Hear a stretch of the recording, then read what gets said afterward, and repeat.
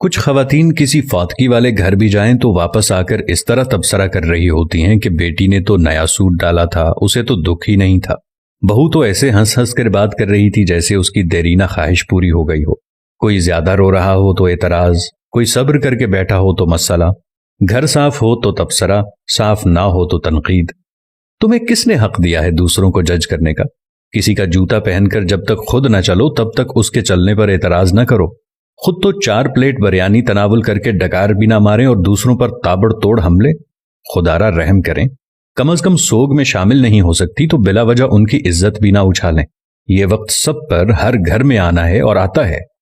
ہمارے مرد حضرات بھی کچھ کم نہیں، 2 لفظ تعزیت کے تو ٹھیک طرح سے بولنے نہیں آتے، اور سیاسی تھیٹر ایسے سجا کے بیٹھ جاتے ہیں کہ فوتگی پر نہیں الیکشن کیمپین پر آئے ہوں۔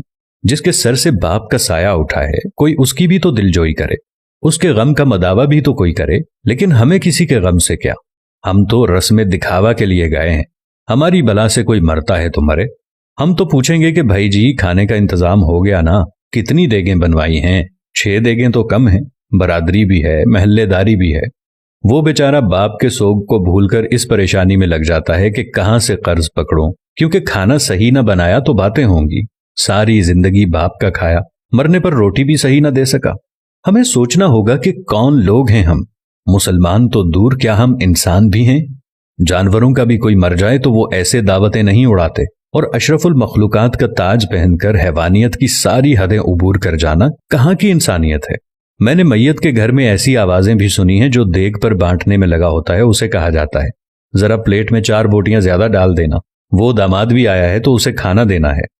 وہ بیٹی جو ماں یا باپ کی میت پر رو رو کر ہلکان ہو رہی تھی، جیسے ہی جنازہ اٹھتا ہے تو وہ سارا غم پسے پشت ڈال کر کھانا تقسیم کرنے میں لگ جاتی ہے کہ سسرال والے بھی آئے ہیں، انہیں کھانا نہ ملا تو ساری زندگی باتیں سننے کو ملیں گی کہ تیرے باپ کی میت پر تو ہمیں کھانا بھی نہیں پوچھا کسی نے۔ میں نے اس بات پر بھی تبصرے سنے ہیں کہ سالن میں تو تری یعنی گھی ہی نہیں تھا، ہماری پلیٹ میں تو بس شوربہ ہی آیا۔ ہم بحیثیت معاشرہ ظالم بن گئے ہیں۔ خوشیاں تو کجا، ہم نے مرگوں کو بھی اپنے شریکے پورے کرنے کے لیے ایونٹ بنا لیا ہے۔ جب میں کہتا ہوں الہی میرا احوال دیکھ، حکم ہوتا ہے بندے ذرا نامہ اعمال دیکھ۔ کچھ سوال آپ کے ضمیر کے دروازے پر چھوڑ رہا ہوں۔ کیا ہم فطیدگی کے کھانے کا بائیکاٹ نہیں کر سکتے؟ کیا ہم بھوک لگنے پر بازار سے کھانا نہیں کھا سکتے؟ کیا ہم گھر میں ایسا اصول نہیں بنا سکتے کہ خاندان میں کوئی کسی کی فطیدگی پر نہیں کھائے گا؟